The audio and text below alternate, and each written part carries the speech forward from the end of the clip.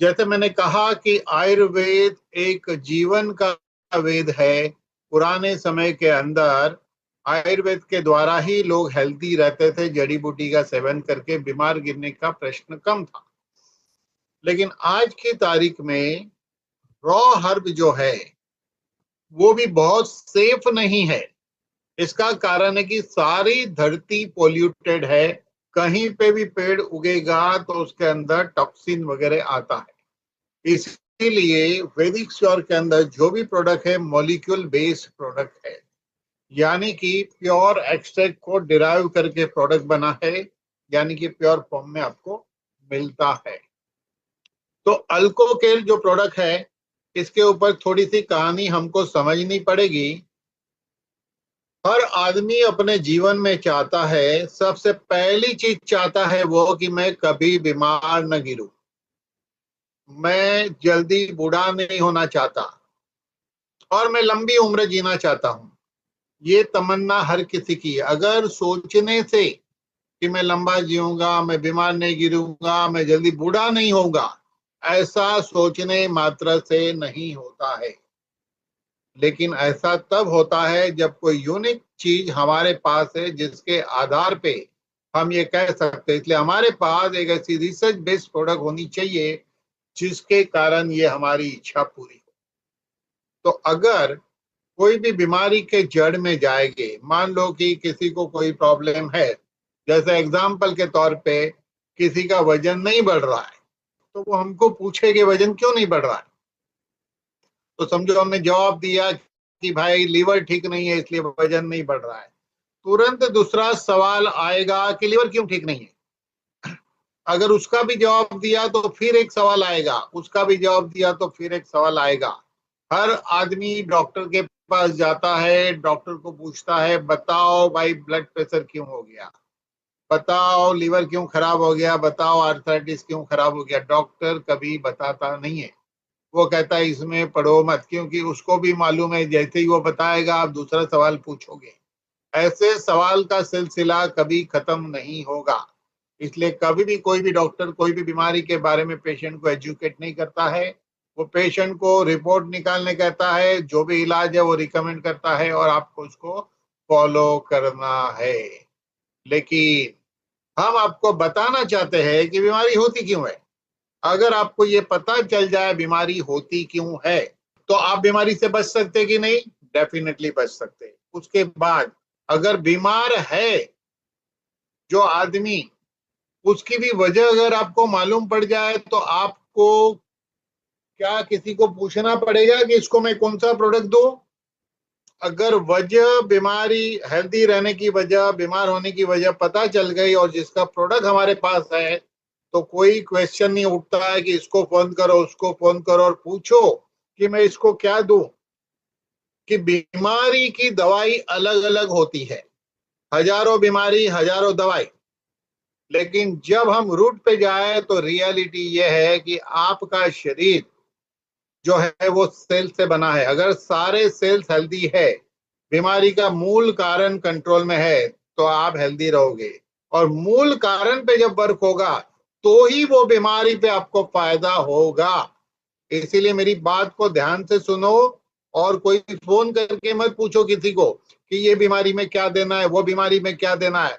आज ध्यान से हर बात आपको क्लियर हो जाएगी। तो चलिए शुरू करते हैं कि हमारे शरीर में बीमारी का मेन कारण एक ही है और वो कारण है एसिड अल्कलाइन का इम्बैलेंस। या तो एसिड बढ़ने से बीमारी होगी या तो अल्कलाइन बढ़ने से बीमारी होगी। ये चीज को दिमाग में नोट कर लो। इसका मतलब ये हुआ कि आपके कांटेक्ट में कोई इंसान बीमार है तो वो एसिड बढ़ने से हुआ है या अल्कलाइन बढ़ने से हुआ, ये तो क्लियर हो गया। और जो हेल्दी रहना चाहता है उसको भी एसिड अल्कलाइन को ही बैलेंस करना है। क्लियर? तो अब सवाल ये उठता है कि आपके पास कोई आर्थराइटिस वाला आता है या लीवर वाला आता है या पैरालाइज वाला आता है या कोई भी बीमारी का व्यक्ति आता है, एसिड अल्कलाइन को बैलेंस ही करना है कि नहीं? बिल्कुल यस। अगर ऐसा ही करना है तो ये ज्ञान दिमाग में बिठा लो, आपके लिए बड़ा आसान काम है। तो ये एसिड अल्कलाइन होता क्या है? इस दुनिया के अंदर एक सिस्टम बनी है कि हर चीज को चेक करने का एक पैरामीटर बना है, चीजों को चेक करने का एसिड अल्कलाइन लेवल पे। तो 0 से 14 तक का एक स्केल होता है जिसको पीएच स्केल कहते हैं। 0 से 7 तक काउंट अगर आएगा चेकिंग में तो एसिडिक कहा जाता है, और 7 से 14 के बीच काउंट आएगा तो उसे अल्कलाइन कहा जाता है। क्लियर? जैसे एग्जांपल के तौर पे आप जो शैम्पू यूज करते हो उसका पीएच अगर 5.5 या 5.3 या 5.2 रहेगा तो वो बालों के लिए अच्छा होता है। इसलिए देखिए बहुत शैम्पू पे लिखा रहता है पीएच बैलेंस शैम्पू, और पीएच मेंशन किया रहता है।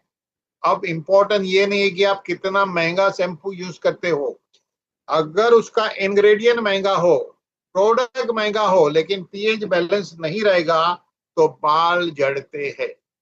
साइंस ऐसा कहता है कि हम जो भी चीज बाहर से यूज करते हैं उसका पीएच करीब करीब 5.5 होना चाहिए बाहर से यूज करने के लिए, और जो अंदर से यूज करते हैं इनटेक में वो अल्कलाइन होना चाहिए। ये कॉमन रूल है।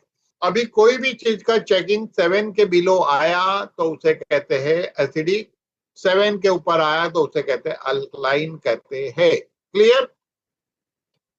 अब हमारा जो ब्लड है उसका पीएच 7 के ऊपर है, लेकिन कितना है आप स्क्रीन पे देख सकते हैं, 7.35 टू 7.45 इसके बीच होना चाहिए। अगर इसके बीच है तो कोई प्रॉब्लम नहीं, आप हमेशा हेल्दी रहेंगे।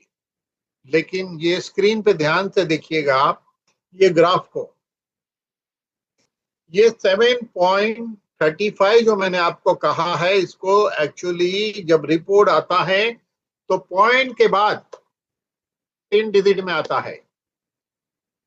इसका मतलब हम इसको 7.350 टू 7.450 कहेंगे।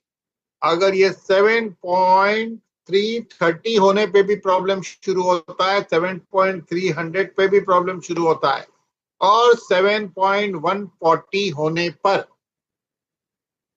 इंसान कोमा में जाता है। मेडिकल पॉइंट ऑफ व्यू उसको एसिडोसिस कहते हैं।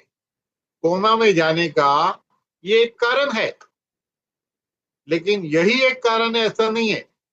अगर शुगर लो हो गई तो कोमा में जा सकते हैं, अगर ब्रेन में कैंसर है, टीबी है, ट्यूमर है, बहुत सारी चीजों से इंसान कोमा में जाता है, लेकिन ये भी एक कारण है। पीएच जब 7.450 के ऊपर जाएगा तब भी इंसान प्रॉब्लम में आता है। 7 पे डेथ होती है, इसी तरह 7.8 क्रॉस होने के बाद, और इधर 6.8 भी दूर की बात है, 7 पे ही इंसान जिंदा नहीं रह पाता है। इसका मतलब ये हो गया कि हमारे शरीर के अंदर एसिड अल्कलाइन का बैलेंस रहना जरूरी है।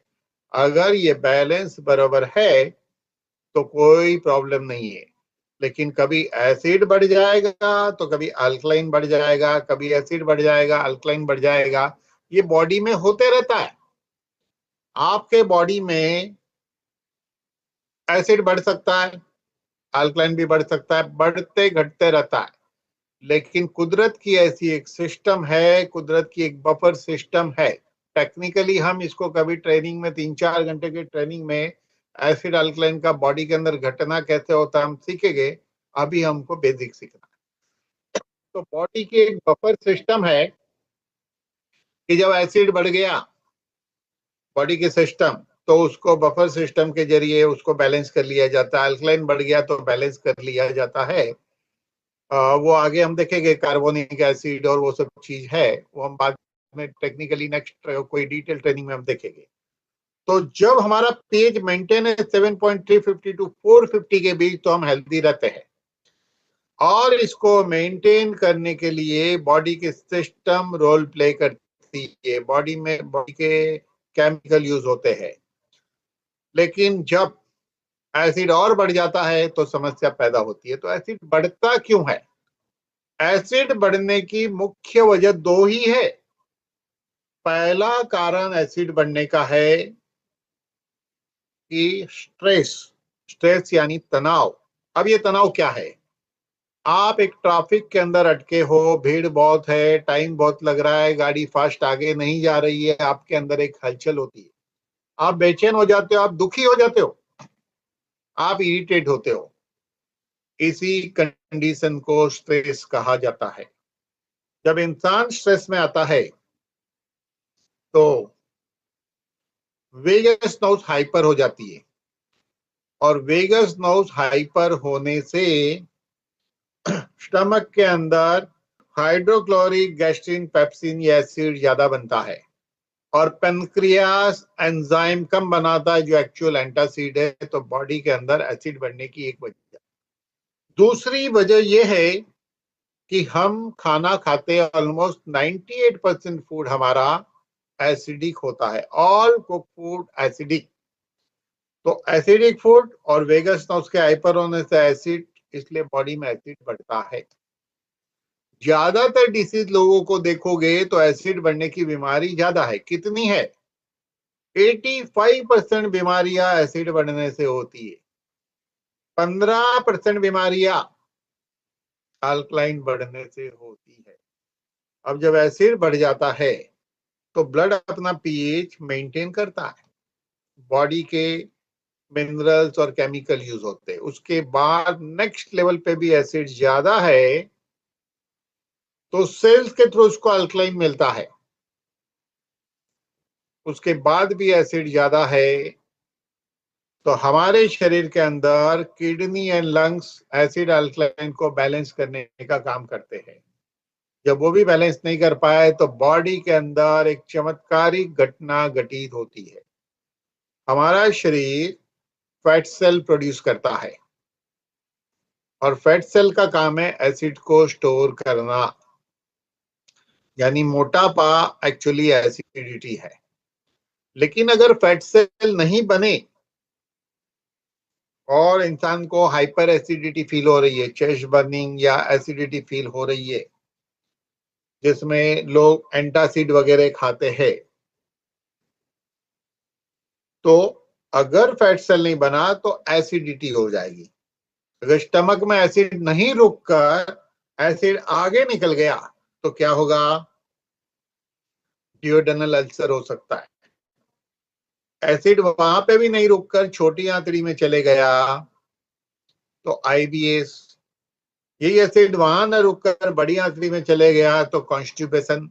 आती नहीं वो गाना शायद उसी ने लिखा होगा जिसको आती नहीं थी। Piles fissure fistula, varicose vein, पैर में ग्रीन नस के गुच्छे हो जाते हैं, वेरिकोज वेन।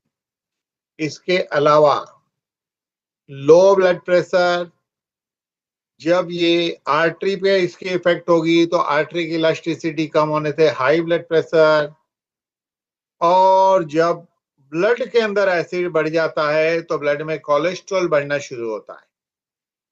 जब कोलेस्ट्रॉल, एसिड और बढ़ जाएगा, कोलेस्ट्रॉल और बढ़ेगा, उसके बाद ब्लड के अंदर कोलेस्ट्रॉल बढ़ने की एक लिमिट है, जगह कम है, जितना 5-6 लीटर ब्लड है, तो फिर वो सूख कर ब्लॉकेज बनाना शुरू करता है। क्योंकि बाहर तो आप बहुत फैल सकते हैं, 120 किलो या 150 किलो भी जा सकते हो, लेकिन अंदर नहीं होता ऐसा, तो ब्लॉकेज बनता है। Cirrhosis of liver, kidney failure, joint related समस्या, arthritis, skin related problem, skin disease वगैरह। और इसके अलावा लोग कहते हैं पहले मेरी स्किन अच्छी थी, अब पहले जैसी नहीं रही, वो भी एसिड बढ़ने से।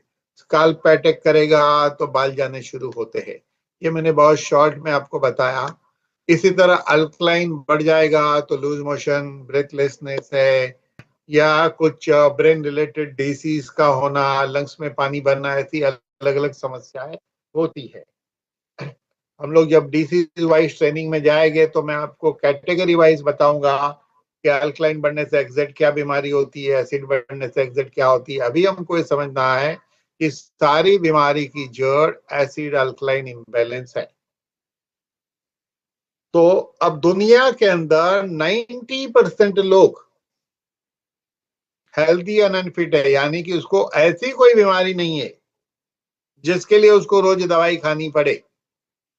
लेकिन 9% लोग, 9% ऐसे लोग हैं जिसको high BP, diabetes, acidity, back pain, migraine, तो कुछ ना कुछ है, रोज दवाई खा के जिंदगी चलाते हैं। ऐसे 9% लोग, 1% हॉस्पिटलाइज है। अब जो 90% है वो एसिड अल्कलाइन को ठीक रखेंगे तो वो 9% में कन्वर्ट नहीं होगे, और 9% भी एसिड अल्कलाइन को ही बैलेंस रखेंगे तो उसको और नई बीमारी पैदा होने से वो बच सकता है। जो बीमारी है